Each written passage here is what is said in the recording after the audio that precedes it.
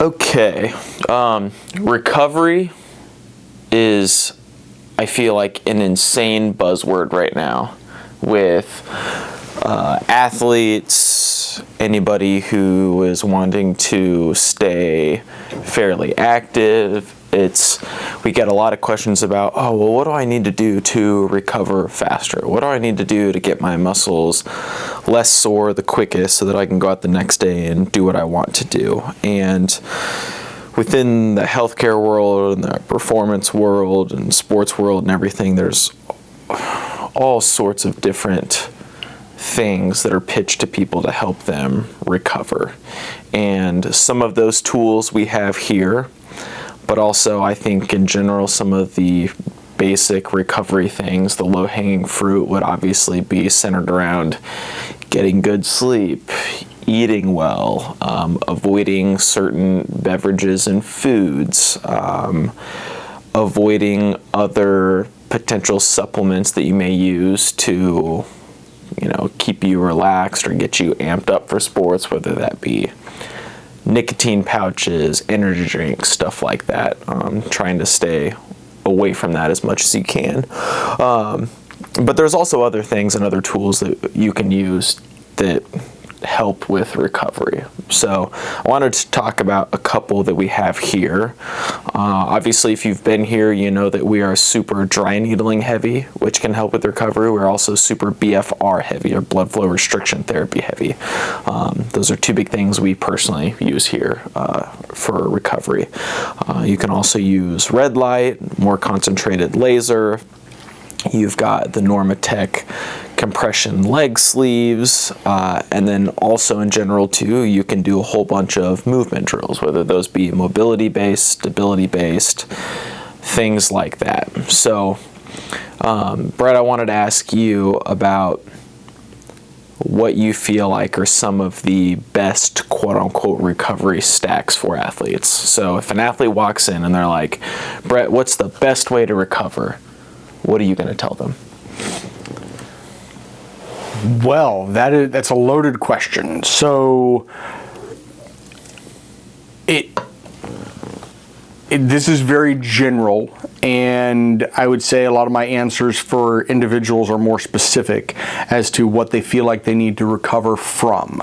Mm-hmm. And that's... So roll with like a specific example. Specific example. Like,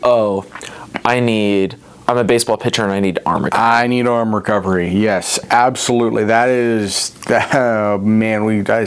one's a daily thing. So the best recovery that you can do is provide a good quality environment for your body to do its thing, because it's going to do its thing and help heal any damage and flush out the bad inflammation. Whether you do anything or not, it's going to do what it's designed to do. And the science and biology of how the hormones work and other cells doing their job is incredible, and we will never be able to do anything that replaces that.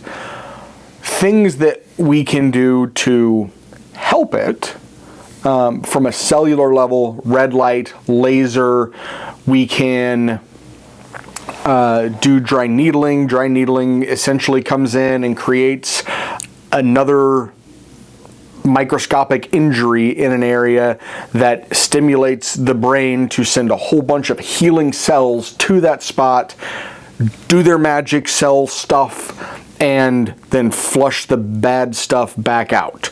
So that's how that happened, or that's how that helps with recovery.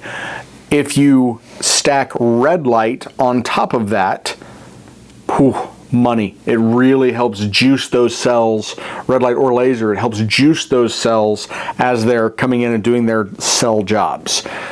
Normatec, obviously squeezing things out, it helps push the bad out of where the bad will be. It's a very technical term. BFR stimulates the body to bring in a whole bunch of other things, and then movement which is probably my number one go-to, especially with those throwers, is you have to move, because we get that muscle pump action where your body's just going to kind of massage itself out.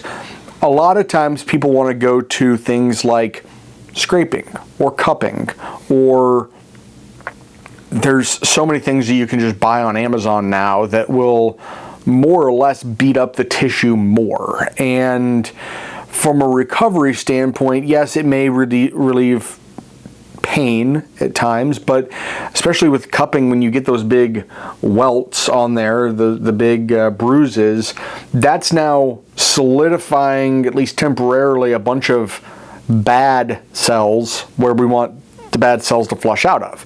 So there's a time and a place, but a lot of people use that one for recovery, and will come in and...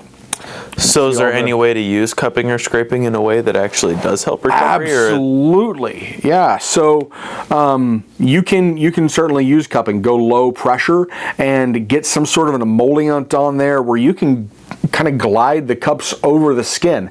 It helps lift everything, provides a good input to the nervous system to say, hey, I feel better.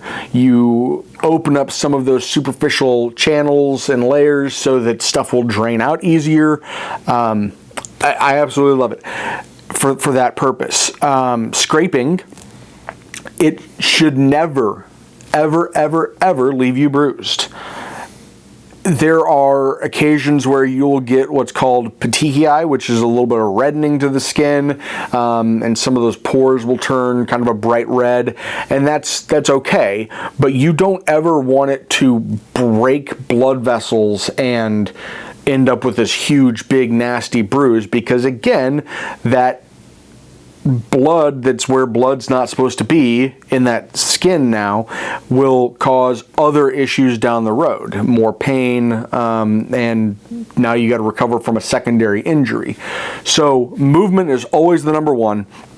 We like to use Indian club patterns, stretching sticks, other perturbation things you can use medicine balls, the tidal tanks, any sort of way to just kind of counteract the movement that you've done a whole bunch that makes you sore, to get the other stuff back active again and work out that residual soreness. There are lots of creams out there that are high in things such as like Arnica montana, which is a natural homeopathic anti-inflammatory. You can use topical magnesium creams. There's topical CBD creams. There's also oral CBD stuff that you can take that helps get in there and kind of attach to the bad cells and glop them up and get rid of them in your body. So there's a ton of different things you can do, and what works for one person may not work for another. And so that's the biggest thing that I try to remind people is you can see the 5 best recovery tips on TikTok or Instagram or whatever, and maybe feel nothing from them. They might work perfectly for you.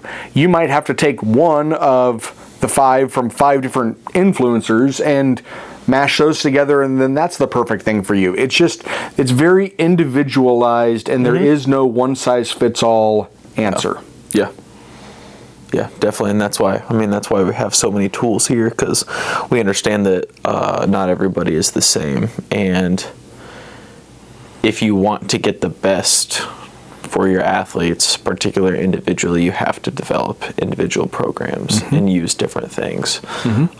So it's not like every person I can just put on BFR and be like, okay, cool, you're good to go, you're recovered, or oh, we're going to dry needle these specific muscles for your arm, for arm recovery, and then boom, you're good to go.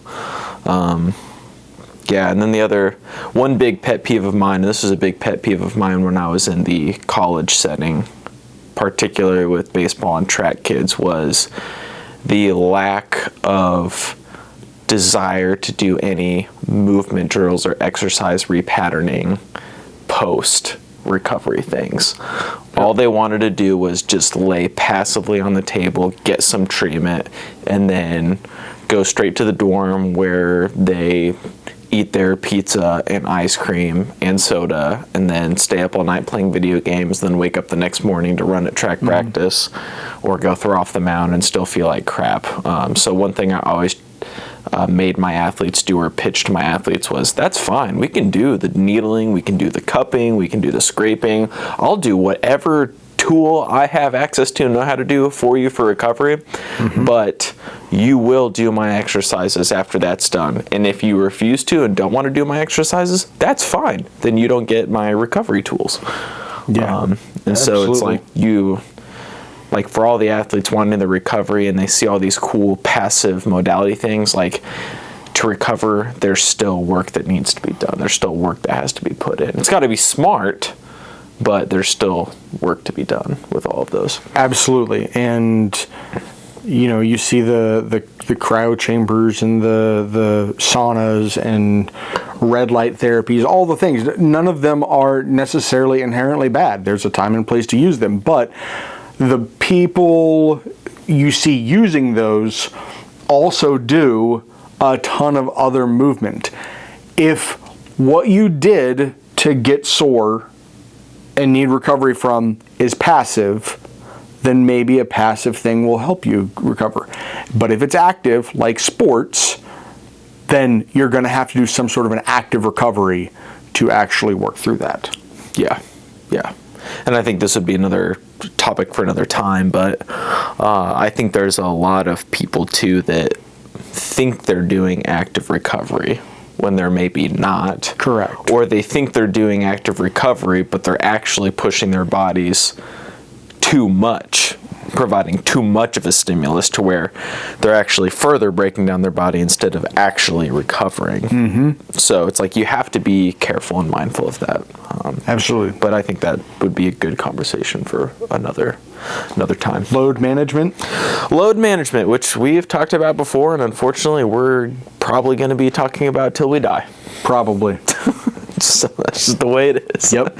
Load management keeps us in business. Yeah, so... Or lack of load management keeps us in business. Yeah, exactly. And don't get me wrong, we love business, but we also would probably enjoy training people smartly more than having to put out fires constantly. Yeah, constantly playing firefighter is not much fun in this realm. We would just assume you not miss any time and do the things that you need to do to keep going. Yeah, exactly. So, cool. Yeah. Recovery stacks.